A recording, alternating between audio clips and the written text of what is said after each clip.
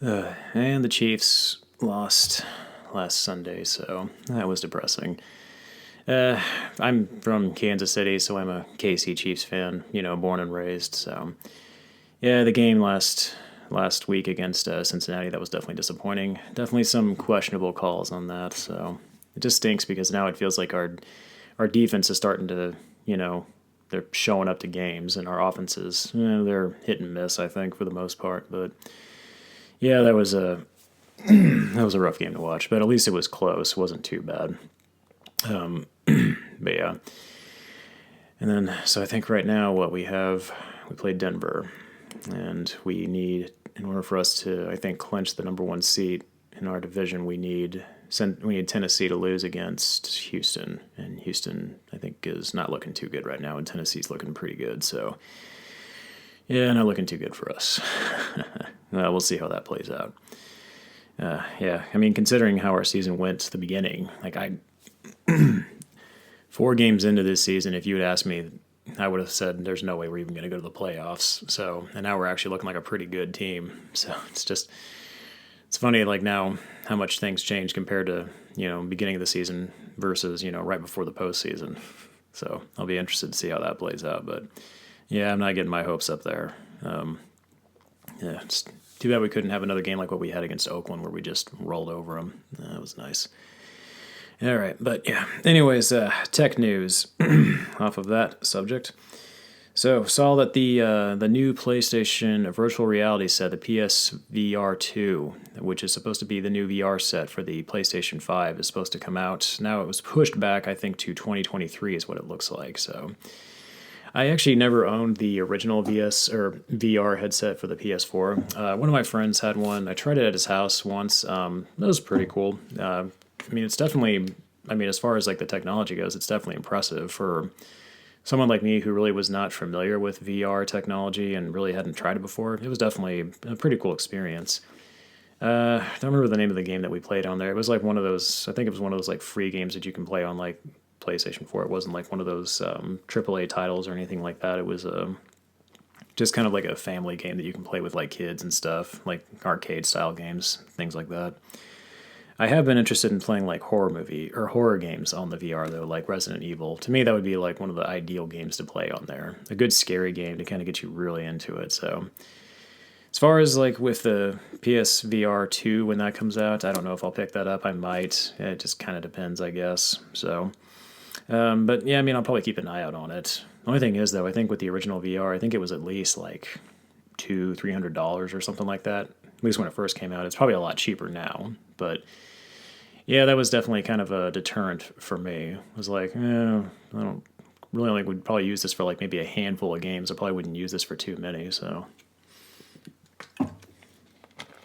yeah, but that's interesting.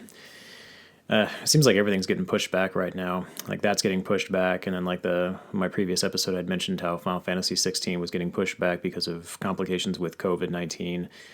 So yeah, we'll see how that all plays out. But yeah, I mean, I'm interested in VR technology for sure. I think it definitely has a lot of potential in the video game industry. I just feel like it's not being used very well. Like I know there was a game that came out a few years ago or a couple of years ago. It was like an Iron Man game where I think it was supposed to utilize the PlayStation VR technology, where you could fly around as Iron Man and you could actually use your hands with the controllers for the VR to essentially steer yourself, kind of like how Iron Man does. Like with his hands, he kind of uses his hands to kind of steer himself while he's flying through the air. Which to me sounded like just a super awesome mechanic. And like I was totally on board with that, but I never really played the game, and from what I had heard, it didn't. I don't think it did very well. I thought I had read somewhere in a few reviews, like on several sites, that like the controls were like kind of clunky, not super responsive, and that the gameplay really there wasn't a lot there. It was kind of just you were flying through the air, but there really wasn't much of a story, and there really wasn't much to do, which is kind of disappointing. It's kind of like I feel like I kind of go back to like the Nintendo Wii. Like I had a Nintendo Wii and I liked it for the most part, but it really felt like Nintendo did not capitalize on that game's technology until basically at the end of its life cycle. That was when you started getting games like Twilight Princess and Skyward Sword, which I think came out like almost near the very end of the Wii's life cycle. And those are the kind of games that were actually using like the Wii motion controls, and it was actually pretty cool in Skyward Sword. But I remember I just kept thinking like, why didn't we get more games like this from the beginning? Like if a game like Skyward Sword was like the launch title for the Wii, I think that they really could have done a lot better. Those were the kind of games I think they should have been working on more. I mean, I know they had games like No More Heroes, but I didn't really play that game. I don't remember hearing a whole lot about it. So maybe that's just maybe because it wasn't a Zelda game, maybe it didn't get quite the same publicity that Zelda did. I don't know. I think whenever it's like a Zelda or a Mario game or something like that, or Halo, it's like it always gets like top billing and advertising. So that could be one reason why. But I mean, still, I think it's exciting to see because when you look at games like the Xbox Series X, and then like the new PS5, it's like it's cool to see like how much more graphics have improved and how much better they are. So I think it's definitely there. There's a lot of potential there for VR technology to really shine through. So I'm definitely interested to see like where they take it. I hope they take it in an interesting direction. That's kind of the problem that I have with a lot of video game developers is that I feel like they get these cool ideas for games, but they don't really do anything with them, or they don't do much with them. It's like maybe every once in a while you might have a game that really utilizes the technology, but it's like pretty few and far between. So what I'd like to see, if the next Resident Evil game comes out around that time, it'd be really cool if they could develop some kind of horror game or action game specifically around that VR headset to really, really really invest in that technology. That's what I'd love to see. I think that would be cool. But I guess we'll find out.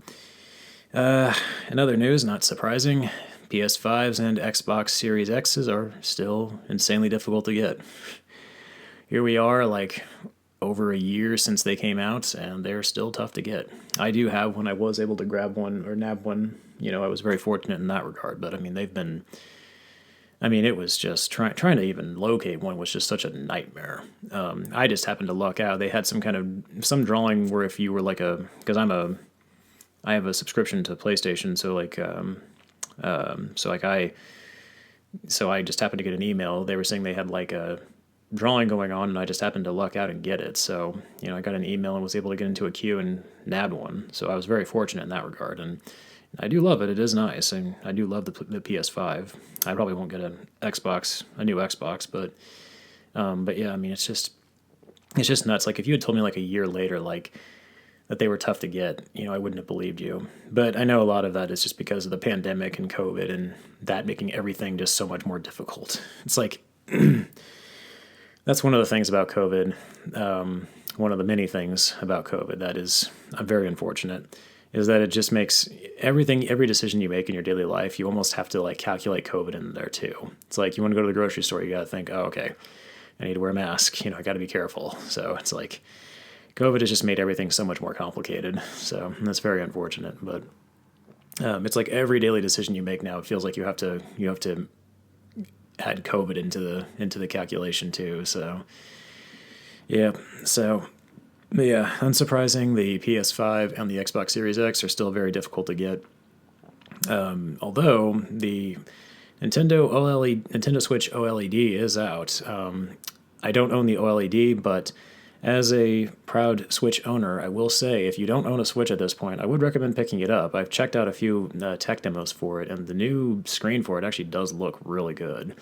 So, I know a lot of people are still adamant about getting the 5 and the new Xbox, but honestly, if you're not a Switch owner, now might be a good time to really pick one up because there's a lot of good games available for it. The Switch, in my mind, is probably one of the best consoles that Nintendo has had in a long time. Like, I liked the Wii.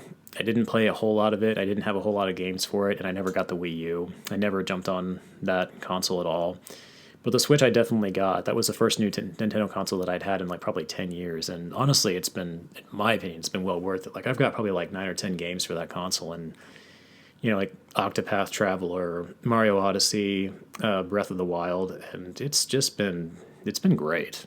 It's really been a great console. So I would definitely recommend it for sure if you don't have one already. And I know the OLED is not I think a lot of people were disappointed because they thought it was going to be the Switch Pro, and it's, from what I understand, it's not. The specs are basically the same. It's just a better display on the handheld. But like as far as like if you play it docked on the station, it's not. There's no difference. So that's unfortunate. But I mean, we'll just have to wait. I think it's still.